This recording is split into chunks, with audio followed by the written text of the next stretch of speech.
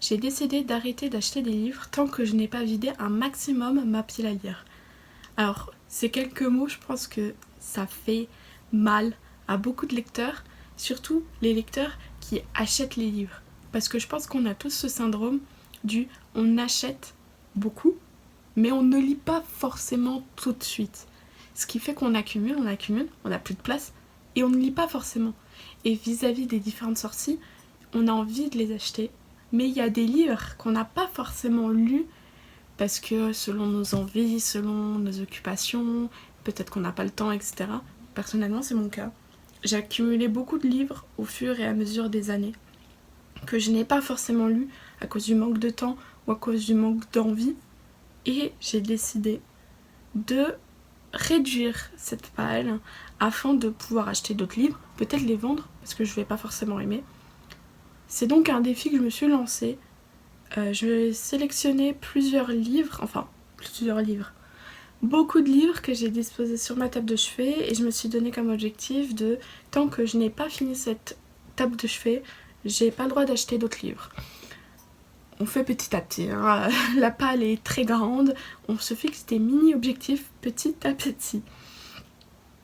J'ai appelé cette vidéo pile de l'été parce que l'objectif ça serait de finir tout ça avant le début de la rentrée scolaire, ça serait pas mal. J'y crois moyen, on va pas se mentir. Dans cette vidéo, je vais vous présenter deux sortes de piles entre guillemets, les livres que j'ai déjà commencé et les livres que je dois commencer. Je préviens que mon avis sur les livres vont être très moyens parce que je ne sais pas donner mon avis sur quelque chose, j'ai beaucoup de mal. Donc si jamais c'est un peu bancal, faudra m'excuser. Le premier, il s'agit du Trône de fer de George R.R. Martin, le premier tome. C'est la série de livres qui a inspiré Game of Thrones, la série télévisée. J'ai d'abord regardé la série avant de lire les livres, ce qui fait que ce livre, ça fait 1 an et demi à peu près que je suis dessus, parce que forcément je connais déjà tout, donc j'avance moins vite.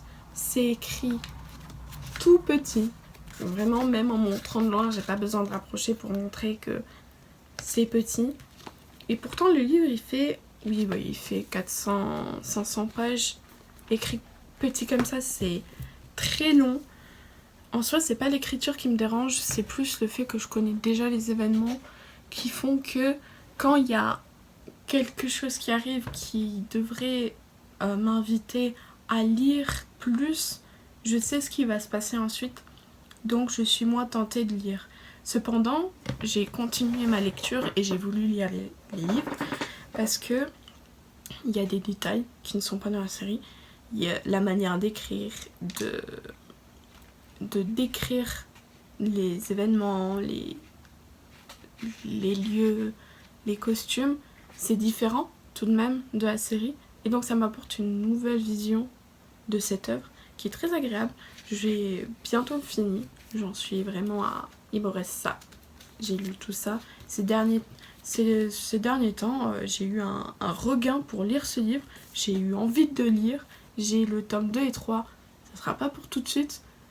Mais c'est bien parti pour qu'au moins l'année prochaine, j'ai fini les 3 premiers tomes parce que ça fait quelques années que par exemple ces bouquins sont dans ma pile, je les ai pas lus et là j'ai décidé de les lire, c'est un premier pas. Le deuxième livre c'est un manga, c'est le seul des deux piles, c'est une relecture parce que j'ai eu le tome 3 il y a un petit moment déjà, je crois l'année dernière aussi, ou alors il y a à Noël ou il y a pas longtemps en tout cas, et je voulais me replonger dedans. Il s'agit de Bakuman, des auteurs de Death Note pour ceux qui connaissent, Tsugumi Oba et Takeshi Obata, édition Kana. L'autre c'était édition J'ai lu, je l'ai pas précisé. Ça va raconter l'histoire de deux mangaka, enfin de deux adolescents qui veulent devenir mangaka. Et donc à travers ce manga, ça va raconter les coulisses de comment ils font l'histoire, leur objectif, etc. J'aime beaucoup parce que j'aimerais devenir mangaka plus tard et donc ça m'intéresse. Les dessins sont absolument incroyables. Par exemple, une page où voilà, c'est dans les premières pages, les personnages, les décors, là il n'y a pas trop, mais même rien qu'en regardant la cover, les décors sont fous. Et même je trouve très intéressant. J'ai un peu de mal avec l'humour parfois. J'ai de plus en plus de mal avec l'humour dans les mangas. L'humour exagéré surtout. Mais en tout cas j'ai beaucoup aimé. Et j'aimerais beaucoup continuer à lire la suite. Très intéressant si vous voulez voir les coulisses des mangas surtout. Bon après j'en suis qu'à tome 3 que je n'ai pas encore lu. Mais les 2 premiers tomes m'ont vraiment plu. Le 3e livre, c'est un livre que je devais lire pour les cours. On dira rien. Pour l'année dernière, du coup, mon année de première. Heureusement, c'était pas un livre hyper important. J'étais pas obligée de le lire, celui-là. J'ai commencé à le lire. Il s'agit de King Kong Theory de Virginie Despentes. J'espère que je le prononce bien. J'en suis à peu près la moitié, je dirais. Ouais, la moitié, un petit peu moins. J'ai du mal à le lire parce que c'est beaucoup... c'est... Notre prof, il nous l'a fait étudier dans le cadre de la littérature d'idées. Donc c'est quelque chose qui veut nous faire penser, nous faire réfléchir. J'ai un peu de mal, c'est intéressant. Mais j'ai un peu plus de mal à le lire comme un roman, comme Game of Thrones par exemple. Enfin, le Trône de Fer. J'ai un peu plus de mal, mais ça en reste intéressant. J'ai voulu l'acheter parce que j'étais curieuse et que l'extrait que notre professeur nous avait fait lire m'avait intriguée parce que c'était un vocabulaire très cru et ça disait les termes, comme on dit. Et j'étais curieuse du coup de pouvoir le lire. J'ai un peu plus de mal, mais pour autant je pense que c'est très intéressant de le lire. L'avant-dernier livre de cette palle en cours, Thor et le pouvoir de Mjolnir. Je le prononce très mal, mais les noms, j'arrive pas à les prononcer. J'en suis pareil, à la moitié. C'est très intéressant. J'avais un peu peur de le lire, mais franchement, c'est vraiment intéressant. Je pense me l'acheter. J'aime beaucoup la mythologie. Et là, à part quelques moments où j'ai un peu de mal à m'y mettre, à m'y retrouver par les nombreux noms, etc. C'est intéressant. Je vois pas trop où veut m'emmener le livre pour le moment, j'avoue. Le chapitre 1, je comprends pas trop le rapport avec les autres chapitres. J'en suis au chapitre 4. C'est des gros chapitres. Mais pour autant, c'est vraiment intéressant. Et il y a quelques petites illustrations qui sont belles. Voilà. C'est écrit quand même assez gros et ça se lit vite. Quand t'es dedans en fait. Mais vraiment, c'est intéressant. Et j'ai vu qu'il y avait beaucoup de livres. Genre, c'est une saga... J'ai l'impression, si j'ai bien compris, c'est une grande saga sur la mythologie nordique. Et t'as par exemple 3 tomes sur Thor, 3 tomes sur Loki, 3 tomes sur Odin. Mais vraiment c'est intéressant et je pense essayer de me procurer le premier tome et les autres tomes du coup de la série. Parce que vraiment j'aime beaucoup. Faut que je le termine. Mais en tout cas j'aime beaucoup. Le dernier livre du coup, lui vous le connaissez peut-être plus que ce que j'ai parlé à part le Trône de Fer. Il s'agit de Six of Crows de l'autre. Attendez. L'autre n'a pas d'auteur. Donc, est-ce que c'est juste la mythologie nordique qui est juste placée là et qui est éditée et du coup on ne sait pas l'auteur? Je le vois pas. Pas d'auteur pour lui. Pour Six of Crows, c'est Leigh Bardugo. J'espère que je... Leigh Bardugo. Alors, il est annoté, parce que mon ami l'a annoté. Je tiens à vous montrer la cover alternative que je préfère, personnellement, qui est incroyable. Alors, l'histoire, je serais pas... Alors, j'en suis à... C'est totalement... Je suis pas habituée à faire des vidéos lecture, du coup c'est pas du tout dans le bon ordre. J'en suis à là du livre. Voilà, j'en suis au début, mais franchement ça se lit hyper vite. C'est le genre de livre que j'adore parce que ça nous emmène dans un monde de fantastique qui se lit hyper vite. C'est écrit gros et quand t'es dedans vraiment. Et j'adore. Je ne sais pas comment expliquer l'histoire. On va suivre des personnages qui vivent dans un monde qui a l'air magique. Ce sont des brigands, entre guillemets, qui vont chercher à voler, à escroquer également. Si je comprends bien, en tout cas c'est comme ça qu'ils sont décrits. Ça se trouve, je décris très mal et c'est possible. Mais je connaissais de nom, j'avais envie de lire et quand mon pote l'a eu, je lui ai emprunté. Mais vraiment, j'aime beaucoup la manière l'écriture très accessible et les personnages sont, pour l'instant, ils me donnent envie de lire. Et j'ai pas vu la série Netflix, je veux pas la voir avant d'avoir fini parce que je crois qu'il y a que 2 tomes. Je sais pas, je pense que je regarderai la série Sock pour aller plus vite. Après avoir lu les livres, même si je suis pas trop tentée parce que j'ai peur que ça me fausse ma vision de l'œuvre. Mais en tout cas, je le conseille vraiment si vous aimez les mondes alternatifs, les voleurs. Ça m'a rappelé Les Salauds Gentilshommes sur les caractères des personnages.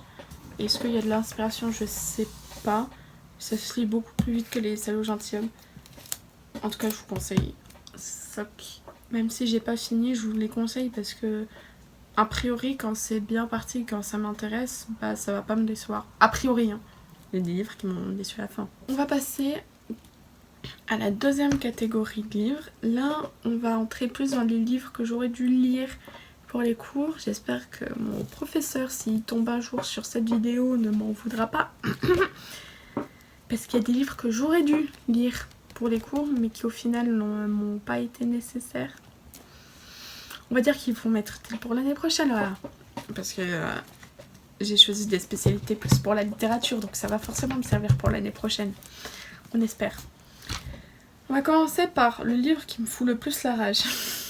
Parce que j'ai payé 8,50 €.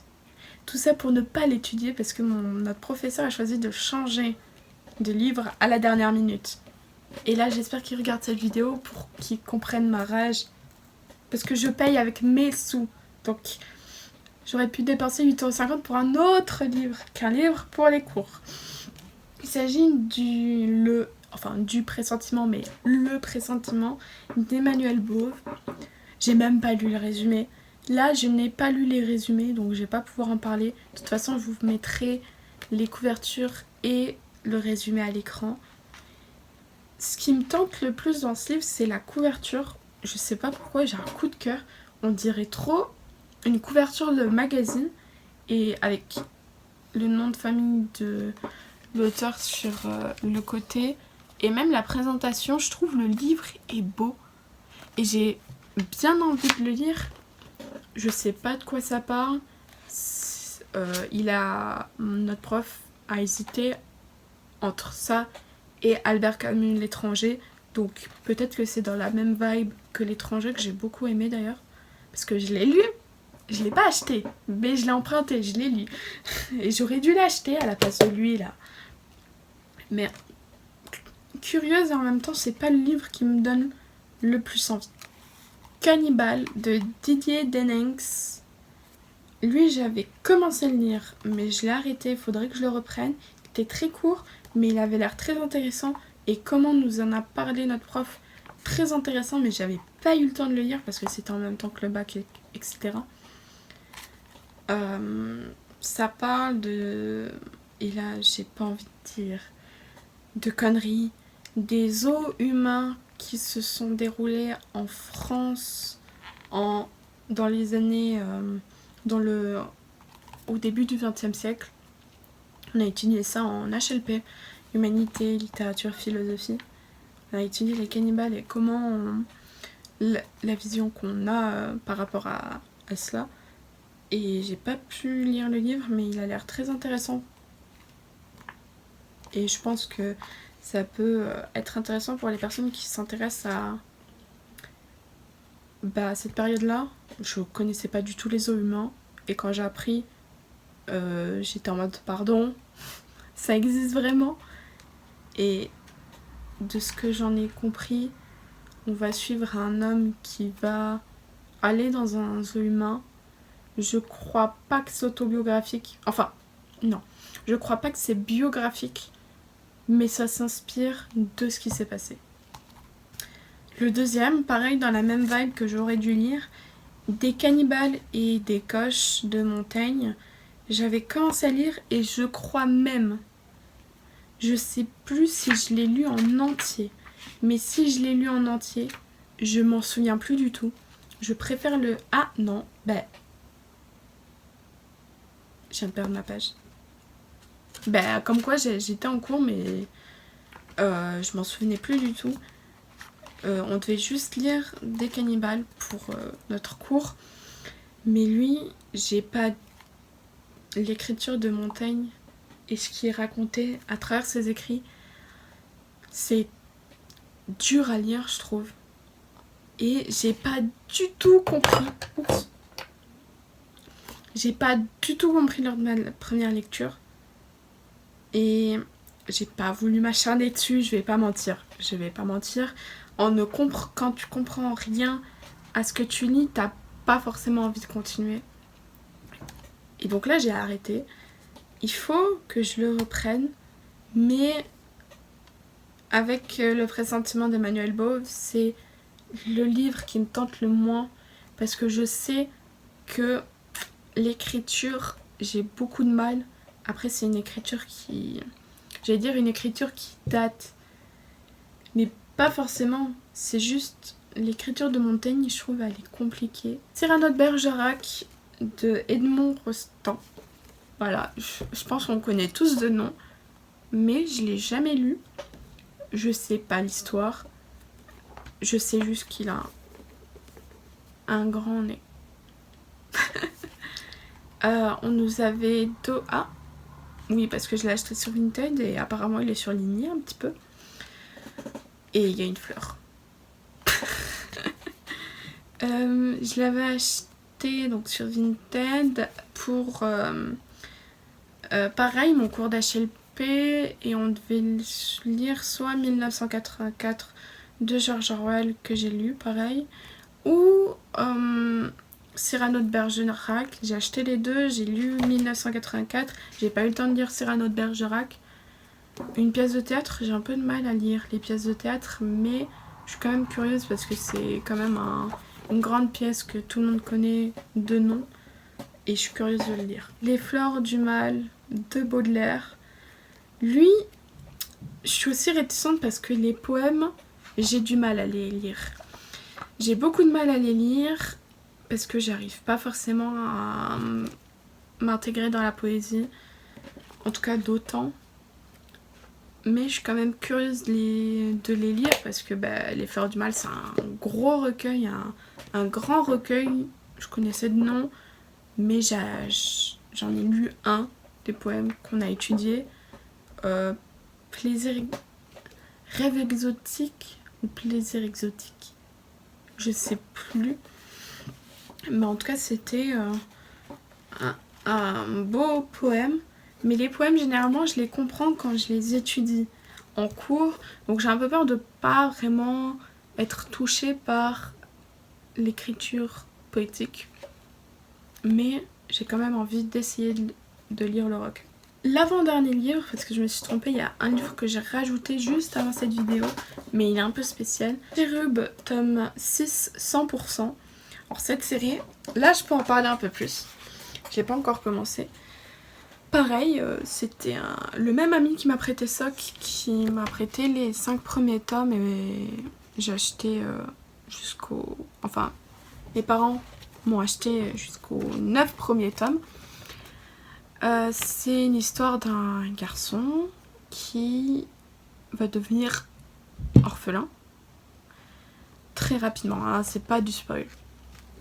Et très rapidement, il va connaître par un moyen l'existence de Cherub, qui est une organisation secrète, gouvernementale si je ne me trompe pas, recrutant des enfants de 10 à 17 ans pour effectuer des missions secrètes. Et du coup on va suivre James, c'est le nom du personnage, et plusieurs autres personnages à travers diverses missions. Là j'en suis au tome 6, donc qui est 100%. Mon tome préféré c'est le tome 5, qui parlait de quelque chose, je peux pas spoiler parce que vraiment c'est très bon. Le premier tome j'ai lu en 3 jours. Voilà, quand on sait que le Trône de Fer j'ai mis 1 an et demi, ça de Stephen King j'ai mis 1 an et demi, et que pour un autre roman, bon après c'est court, ça fait ouais, moins de 400 pages, donc bon tu me diras le Trône de Fer aussi, mais c'est, faut pas que je me spoil, c'est écrit déjà plus gros que dans le Trône de Fer.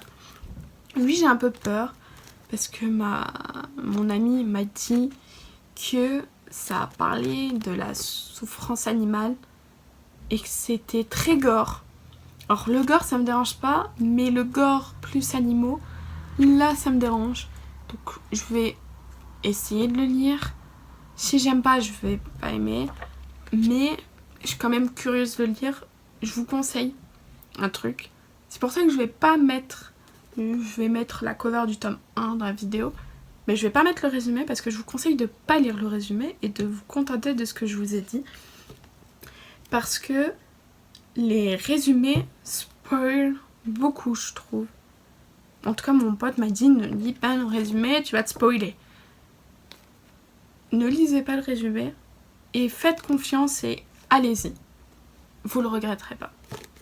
Le livre que j'ai ajouté qui est un peu spécial, ça fait depuis 2020 je crois, je sais plus, ça fait très longtemps que je dois le lire. Il s'agit d'Harry Potter. Alors jusque là, pourquoi je dois le lire depuis très longtemps? Parce qu'il est en anglais. Et cet été, je me suis donné vraiment l'objectif de m'améliorer en langue, en anglais et en espagnol. D'ailleurs, si vous avez des conseils, surtout pour l'espagnol, des chaînes par exemple, YouTube ou des sites internet, s'il vous plaît. Je veux lire cet été Harry Potter en anglais. Je veux vraiment réussir à le lire.